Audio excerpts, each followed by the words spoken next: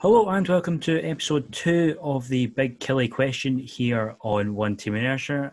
Today, alongside myself, we have Craig Mahood back again. Craig, thanks for coming on. Hello, good evening.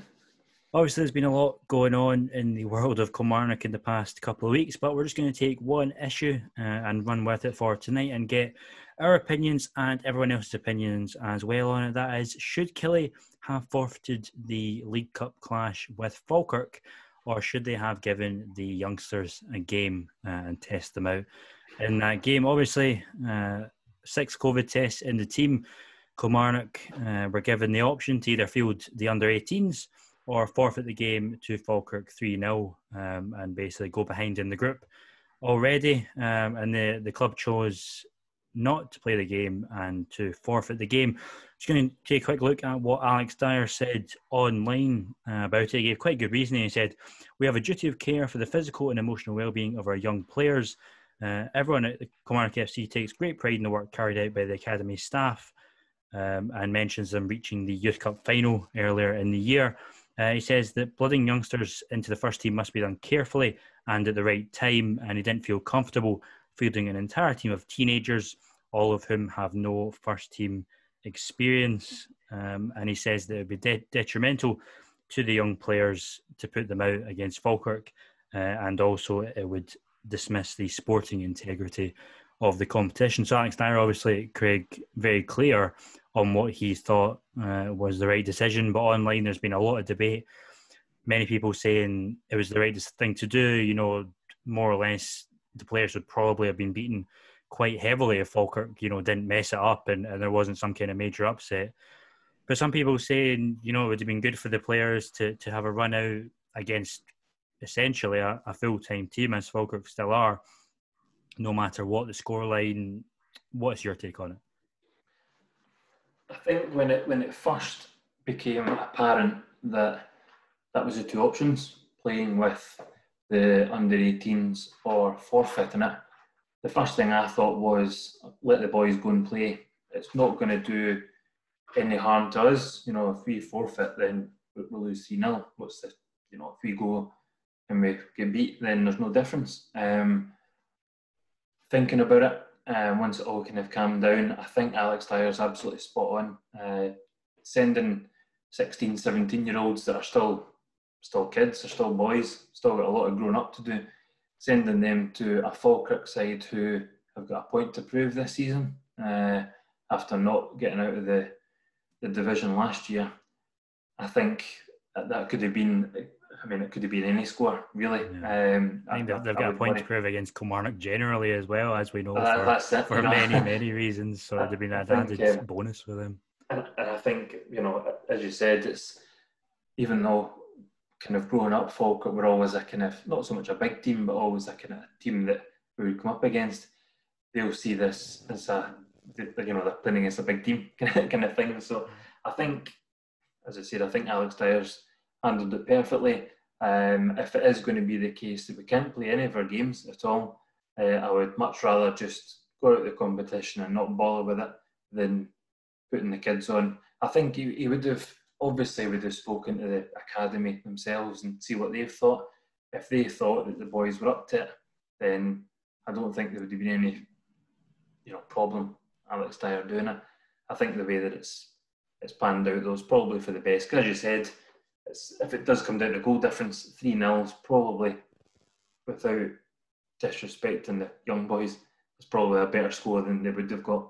Yeah, I think I'm very much similar to you. At the start, I was saying, why not give them a chance? It doesn't mean they know it doesn't mean anything anyway. If they get beat heavily, it's a fantastic experience for them to play against a full-time team. And you would hope that the club had asked the academy where they think, and maybe asked even the boys themselves if they thought, if they wanted to do it, or if they maybe thought, this isn't going to be good for us. And then, as you say, the more you think about it, it's probably just not worth it in terms of, the goal difference. If we've got any hope of progressing in the competition, if we even manage to field a proper team against Dunfermline in the next couple of weeks, it's not worth it in terms of the goal difference, and also for the players as well.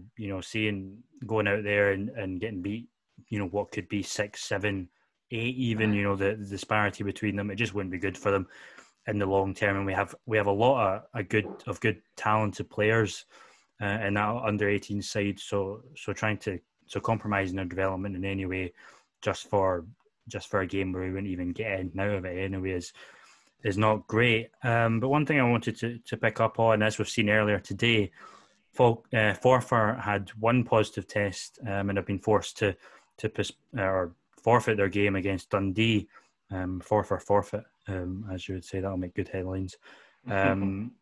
You'd have to say that, given that it's open to interpretation whether clubs want to either forfeit their games or play a youth team, it does seem to advantage the bigger teams like Celtic, Rangers, Aberdeen, that might be in more of a position to play their youth teams compared to clubs in the lower leagues that their youth teams are certainly not going to even match up to teams playing League One, League Two. But if you think about it, there have been results over the years where Rangers, Celtic youth teams have played against League One, League Two opposition and have done quite well. So you'd have to say that the SPFL should really be having a sort of one rule fits all. Don't make it open to interpretation like that. It has to either, if you have one test, you have to forfeit the game. Whereas at the minute it's open to interpretation, and you'd have to say that it favours the bigger teams. I think that's it, and I think I'm right in saying that the SPFL statement said that it's only for the group stages as well. So this forfeiting games and not being able to fulfil them, whether it's a coincidence or not, but Celtic and Rangers and Aberdeen and Motherwell, they won't have this problem, when it gets into the kind of next round, once they enter after Europe. Now, it's maybe just being cynical, but I wouldn't see a situation where they would tell one of them that's going for one of these trophies. It might be Celtic going for their 5th or 6th treble in a row, whatever it is, or Gerrard trying to get his first trophy. I couldn't see them telling them, that you can't play it. You've had a positive case, so take them out. Again, potentially just being cynical, but I think it's much easier to tell Forfar, who, if they have, I don't even know what their youth setup's like, if I'm being honest. Even if they've got a reserve team, chances are part-time teams are all going to be training together. So if one person's got a positive case, they'll take out their squad, they'll take out reserves, whatever it might be. They probably don't have the option to go to someone else, to fulfil it. So I think, as I say, I think what we've done was right. We were told to self-isolate anyway, so there's nothing we could have done about it. But Forfar have got one positive case, and the majority, I'd imagine, are probably at work through the day, different industries. We've seen what society's like just now, the cases going up. This is just the first game week of the first kind of mix of leagues. The lower leagues are going to be struggling when it comes to, when they actually kick off, if this is what it's taken in the Betfred Cup. So they need to have a look at it. But I think it was made easy by the fact that it was Kilmarnock to start with, and they say, right, it's a forfeit. So any team that's in the competition just now, we're probably one of the bigger teams that's in this tournament just now. So if they can do that to us, they can do it to anyone. And it's good that the rules have changed going into the latter stages as well. Yeah, I don't think there's any cynicism involved. It's been said, multiple times over the last couple of days. If it was Rangers or Celtic that had a positive case, there's no way their game would be getting forfeited at all. Absolutely no doubt about that. But one thing I did want to come on, there's been a lot of talk among Killie fans in the last couple of days that, why were the whole squad told to self-isolate? The Aberdeen players, they had 8 positives and their whole squad didn't have to self-isolate, but they did have to, not play their games for a couple of weeks. But people have been saying, the SPFL are out to get Kilmarnock and make life difficult for us and try and stop us. But there's absolutely no truth in that. We've won 3 games. We've won about 5 games all season. I don't really think there's any need to stop us at the minute. It's all just a bit of what ifs and People maybe just making it a bit more dramatic than it actually is. Do you think it was the right decision to tell the whole squad to self-isolate? Yeah, because I think when it came to it and when it kind of came to light last, it would have been Thursday, found out there was 6. And the first thing was he went on, all I did was type in Killie into Twitter, and there was St Mirren fans angry about Killie, and there was Killie fans angry that Aberdeen didn't have to postpone and forfeit, and then there was, and it's just all these scenarios are all different. Aberdeen, they were told by the government they couldn't play, and that was a kind of, I think Nicola Sturgeon said at the time it was a yellow card for football and things like that. So that was different. That was taken well out of the SPFL hands at that point. The St Mirren's the one I feel sorry for taking your entire goalkeeping team out of it. Luckily, they managed to get a keeper in the end, so it was fine.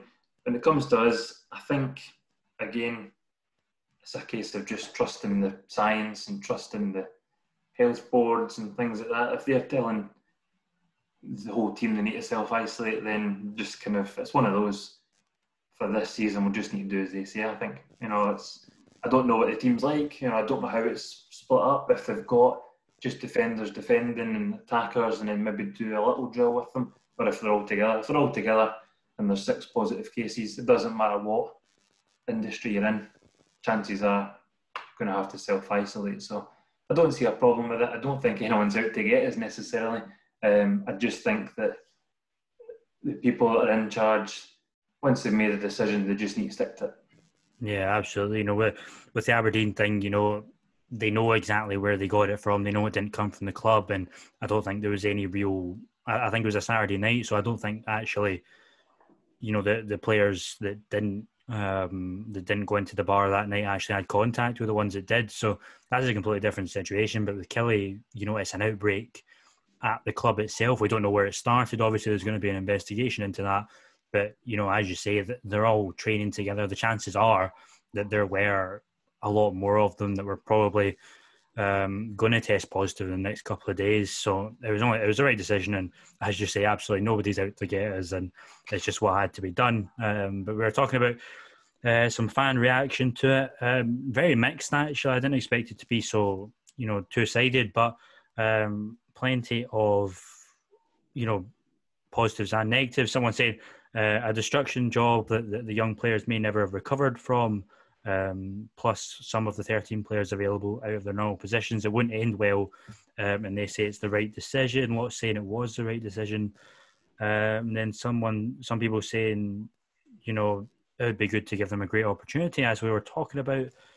And other people saying, you need to speak to the youth team. And you would assume that they did. You would assume that they asked them if they would be right to play. I'm sure some probably said yes and some probably said no, but they would have taken the thoughts of the majority and gone with that. And someone saying if they did get beat badly, they know that it wouldn't affect their careers. But at the end of the day, if you're getting beat 6, 7, 8-0, even though you think it doesn't mean anything, it's still going to affect you, even if people are telling you, it won't. But in your mind, you're going to be like, this is what I'm supposed to be playing against in 3, 4, 5 years, and if we're getting beaten 7, 8, 9-0, then what am I even doing this for?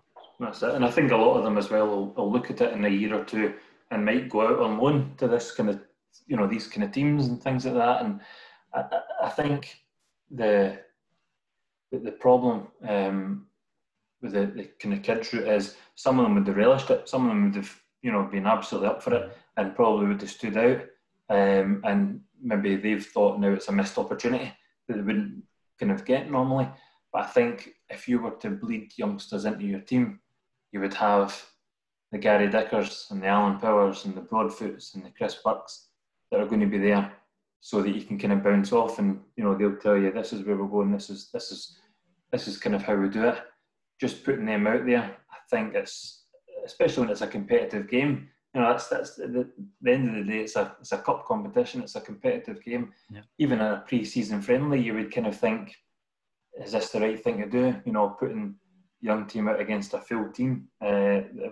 that definitely want to beat us.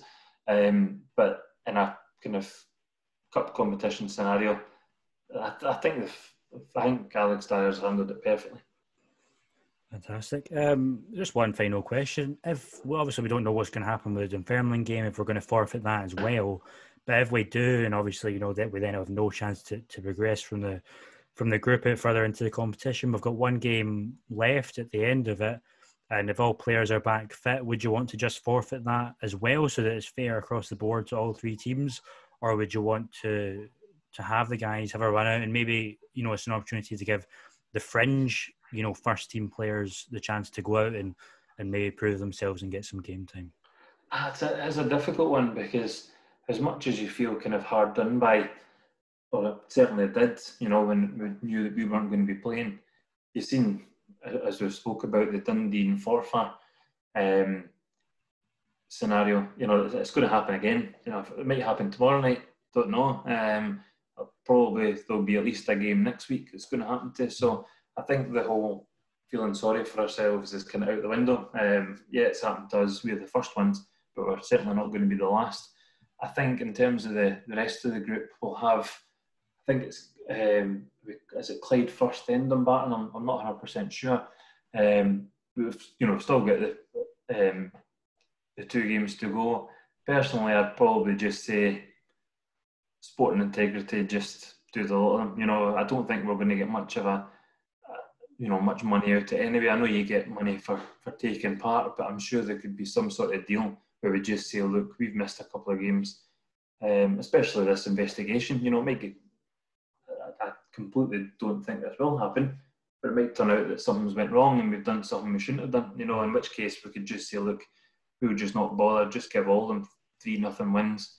It's not going to impact us anyway, especially if we go out and we forfeit next week, and Dunfermline and Falkirk go 6 points, from their games. It's a long way to travel back, a long journey to get back into the tournament. Personally, I would just say give the fringe players a game if we need to get the money for playing in it. But if not, just 3-0 across the board and we'll try again next season. Yeah, I think you're right. If it turns out that we have to forfeit, the game next week, I think it's only fair that we forfeit the final one in terms of, sport and integrity. Can you imagine if, another team in the group was forfeited matches and they forfeited the first 2 and, that the other 2 teams got 3 points and then suddenly they came up against us, their team were fully fit and they beat us, you can imagine the outroar. So I think it's only fair that if we forfeit the first 2, we forfeit the other one. And as the big club, that's exactly what we should be doing. We don't need, maybe the cup in the same way that other teams do in terms of the monetary value from getting through round to round. Although I suppose almost every team in the country is desperate for some extra cash at the minute. But, in terms of the overall picture, we don't need it as much as others. So it's only the fair thing to do. But we'll have to wait and see what happens next week if we do forfeit it, or if something miraculous happens and we can play a proper team. But that'll be saved for next week. So hopefully, we've cleared that up in some ways and given light to the different arguments that's gone on. But anyway, let us know down in the comments what you think should have happened, whether the club should have played the game or forfeited the game. And join us next week on the Big Killie Question, where we'll be looking back at the transfer window, discussing it and seeing whether it was a successful one or if it wasn't, and what were the standouts in terms of ingoings and outgoings. So thanks once again to Craig for joining me. Yes, thanks, Adam. And follow us on Twitter at One Team Inertia. Follow Craig on Twitter, which is at Craig Mahood. And we'll see you next week for episode 3. Thanks for joining us. Bye.